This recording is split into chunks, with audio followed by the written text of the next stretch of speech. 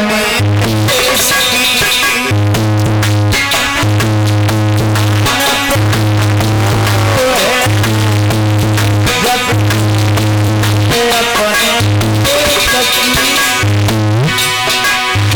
मेरे वीर जवानों ने, महान पुरुषों ने हमारे देश की शान नहीं कब होने दी मेरे प्यारे।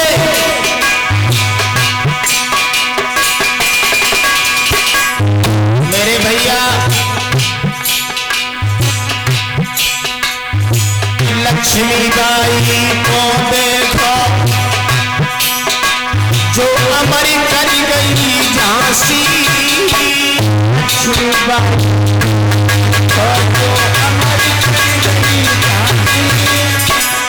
मेरी माताओं, आप भी किसी से कम नहीं हो। हमारी महारानी लक्ष्मीबाई ने हमारे आपके पीछे अंग्रेजों से तलवार चलाई थी, तलवार। मैं महारानी लक्ष्मीबाई को प्रणाम कर रहा हूं, लेकिन पहले की लक्ष्मी में आज की लक्ष्मी में थोड़ा अंतर हो गया। पहले की लक्ष्मी तलवार चलाती थी, तो आज की लक्ष्मी ज्यादा मुंह चलाती है। बस लक्ष्मीबाई को देखो जो हमारी करी गई झांसी।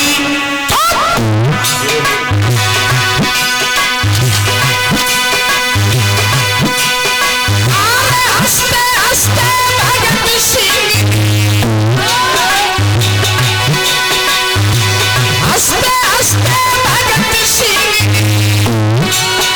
अरे करदारी फांसी हंस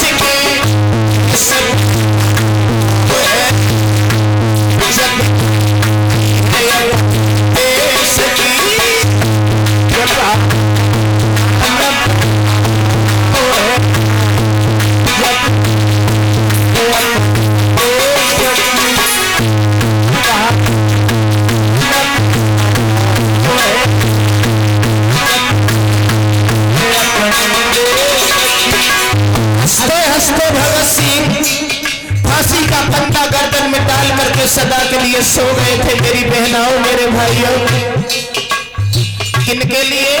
हमारे आपके लिए, हमें आपको आजादी दिलाने के लिए। एक बात और बताऊं मेरे प्यारे, आजकल का बच्चा थोड़ा बड़ा होता है तो फैशन की दौर में चला जाता है, लेकिन भगत सिंह जब थोड़े बड़े हुए थे तो अपने माता पिता से कहा करते थे, पिताजी, ओ पिताजी, खेती करने भगत सिंह जब माता पिता से बोला, जब माता पिता से बोला, क्या कहा था भगत सिंह ने? माता, खेती करने भगत सिंह जब माता पिता से बोला, मका बाजरा कोई मत पाइयो, मका बाजरा कोई मत पाइयो,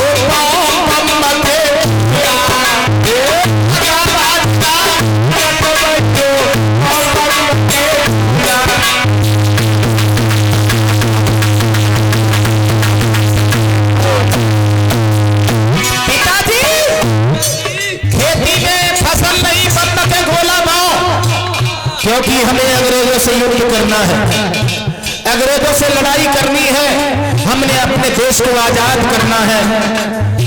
मेरे प्यारे भक्तों, जरा ध्यान दें मेरे बुजुर्गों, भगत सिंह हंसते हंसते फांसी का फंदा डाल करके सदा के लिए सो गए थे। जीवन में कभी नहीं रोए थे, और रोए थे तो एक बार रोए थे, बार बार नहीं रोए, एक बार रोए। कौन से बार रोए?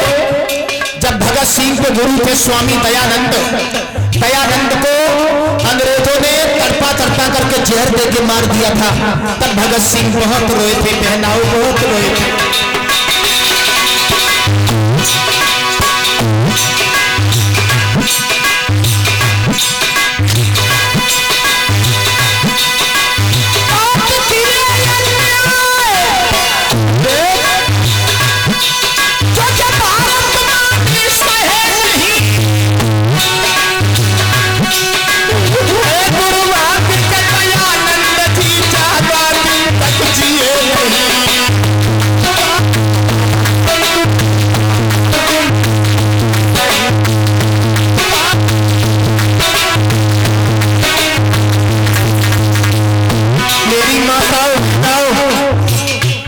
भगत सिंह के गुरु स्वामी दयानंद को अंग्रेजों ने चेहरे लेकर तड़पा तड़पा के मार दिया था।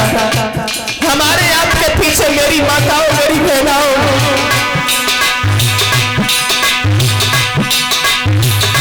याद रखना भगत सिंह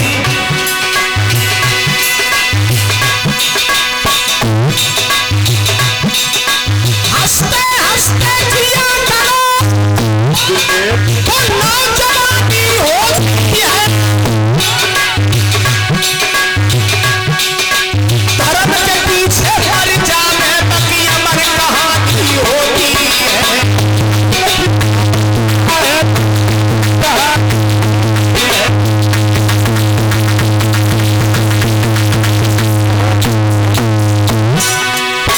परीक्षित जी, भगत सिंह की आज अमर कहानी है जो देश धर्म के पीछे मर गए। एक बात मैं आपको और बताऊं मेरे भाइयों, मेरी माताओं, मेरी बहनाओं, भगत सिंह के माता पिता ने कहा था कि हे भगत सिंह, अब तुम शादी के योग्य हो गए और शादी करो शादी। तो भगत सिंह ने क्या कहा था, सुनो पिताजी।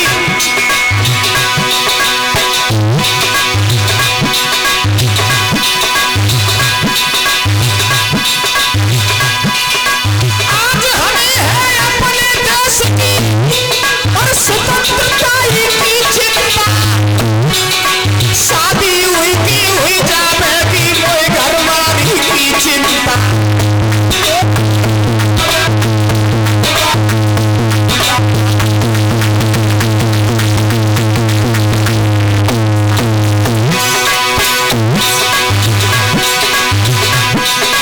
चिंता है तो अपने देश की, और शादी हुई की हुई जावेगी मोए घर वाली की चिंता।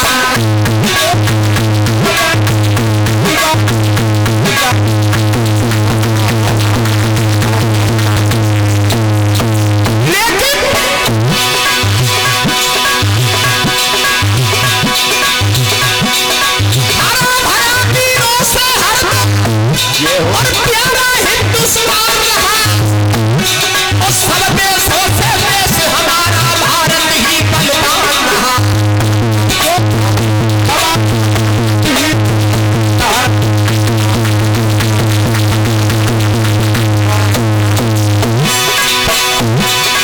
सब पीरों में पीर शिरोमणि, ये भारत देश भरा भरा पीरों से भारती बलिदान रहा।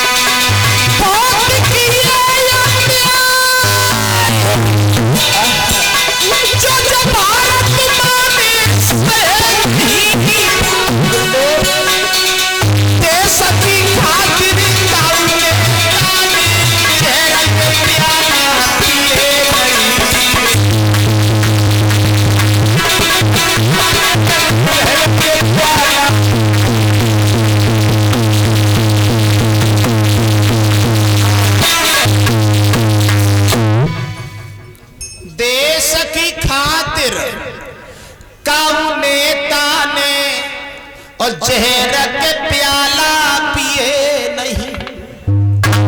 कोई नहीं है जो आज अपने देश के पीछे मर सकता है। कोई नहीं है परीक्षित जी जो अपने घर के पीछे मर सकता है। धन्य है ऐसे महान पुरुषों को, जिन महान पुरुषों ने हमें आपको आजादी दिलाई है और हंसते हंसते फांसी का फंदा गर्दन में डाल करके सदा के लिए सो गए। क्षमा चाहेंगे, मैं ऐसे महान पुरुषों को प्रणाम कर रहा हूं। आइए परीक्षित जी, इसी उत्तर प्रदेश में कुदरकोट में एक बहुत महान प्रिय राजा हुए थे। एक बात आपको और बताता चलूं परीक्षित जी, साथ साथ महाराज साथ साथ एक बात आपको और पता देना चाहते हैं, हमारा देश जो है पहले सोने की चिड़िया के नाम से जाना जाता था, लेकिन आज सोने का पंख नहीं रहा। अमीरों का देश था लेकिन आज भिखारियों का देश हो गया, क्योंकि हमारे देश की आर्थिक स्थिति जो है वो दिन प्रतिदिन बिगड़ती चली जा रही है। महाराज इसी कुंदनपुर में महाराज भीष्मक हुए, इनके आंगन में परीक्षित जी 5 लड़का हुए, 5, और 5 लड़कों के बीच में एक सुंदर सी कन्या का अवतार हो गया। और जब कन्या का अवतार हो गया टीटू, तो महाराज भीष्मक बड़े खुश हैं, बड़े मगन हैं, इतने प्रसन्न हुए महाराज भीष्मक कि सोने से सींग और खुर मड़वा करके परीक्षित जी गौए जो हती कन्या की खुशी में ब्राह्मणन को दान में दे दी। कलश वाली बहनाएं खड़ी हो जाएं। और मेरे भैया एक बात और याद रखना, आजकल किसी के घर में परीक्षित जी अगर लड़की पैदा हो जाए तो ये लगता हो मानो डकैती सी पड़ गई हो, लेकिन याद रखना भाइयों से अच्छी तो हमारी बहनाएं हैं। भाई एक कुल की रक्षा करता है, लेकिन मेरी बहनाएं 2 कुल की रक्षा करती है। दूसरी बात, ऐसी कौन सी बहन है जिसने अपने माता पिता को घर से धक्का देकर के बाहर निकाल दिया? ऐसे हजारों भाई मैं आपको बताऊं कि जिन भाइयों ने अपने माता और पिता को घर से धक्का देकर के बाहर निकाल दिया, जो दर दर की ठोकरें खा रहे हैं, वृद्धाश्रम में अपने जीवन को काट रहे हैं। पंडाल में बैठे हुए सभी भक्तगण, हमारे हमउम्र साथी जो हमारे भैया लोग हैं वो जरा ध्यान दें। मैं आपसे आज कथा का ब्राह्म दिवस है, मैं आपसे एक भीख मांगना चाहता हूं। आज से आप एक प्रतिज्ञा कर लेना, माता और पिता का सम्मान, माता और पिता का आदर, माता और पिता की सेवा करना ये पुत्र का कर्तव्य होता है। मेरे भैया मैं आपसे विनम्र निवेदन करता हूं कि आप लोग माता पिता की रक्षा करना, माता पिता का आदर करना, माता पिता का सम्मान करना, यही पुत्र का धर्म होता है। परीक्षित जी महाराज भीष्मक बड़े खुश हैं, घर में लड़की पैदा हो गई। तो परीक्षित जी खुशियों का ठिकाना नहीं रहा। देव योग से देव ऋषि नारद बाबा का पदार्पण हो गया। नारद बाबा आ गए, और जैसे ही नारद बाबा ने परीक्षित जी महाराज भीष्मक के चेहरे पर खुशियों की लकीरें देखी तो पूछने लगे, राजन आइए बाबा जी आइए, बहुत दिनों में आपका आना हुआ, आज बड़े खुश दिखाई दे रहे हो। महाराज बोले, हाँ खुश की तो बात है। क्या हो गया?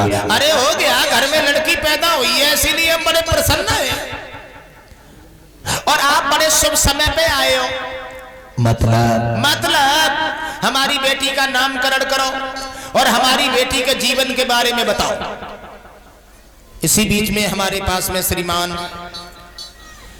भगत राम सिंह यादव ग्राम बरेला से 5100 पत्र मुद्राएं भंडारी में दान कर रहे हैं, और भगवान से कामना करेंगे ऐसे ही दान के लिए हाथ बढ़ते रहें। पंकज भैया बरेला से विदाई के रूप में 101 पत्र मुद्राएं भेंट करते। 200 रुपया छत्रपाल सिंह जाटव भैया ग्राम खुटारा से जो विदाई के रूप में समर्पित कर रहे हैं। भगवान सुख और शांति प्रदान करते रहे।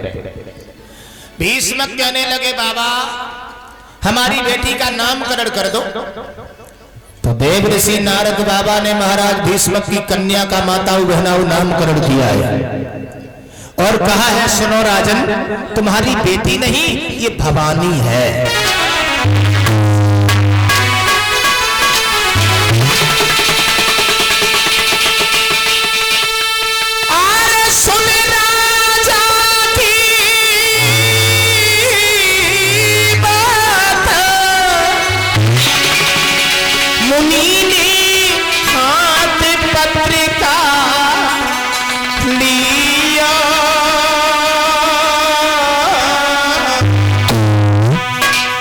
देखिए सुविलग नौरे के नाम धर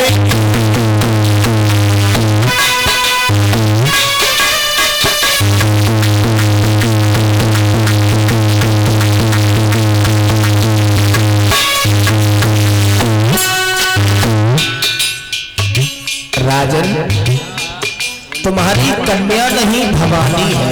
अच्छा, अच्छी बात। बात सुशील निकलेगी, अच्छा, चतुर चालाक निकलेगी। हाँ बाबा जी, महात्माओं से बड़ा प्रेम करेगी। हाँ ये भी अच्छी बात है। और सुना हाँ। आगे की बात बाबा जी,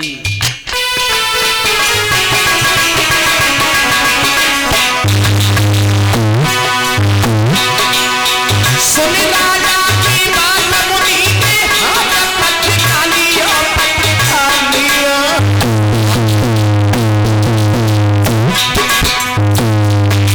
और देखिए सुन लगी नौले के नाम धर दिया। राजन बाबा जी, रुक मेरे जा को नाम से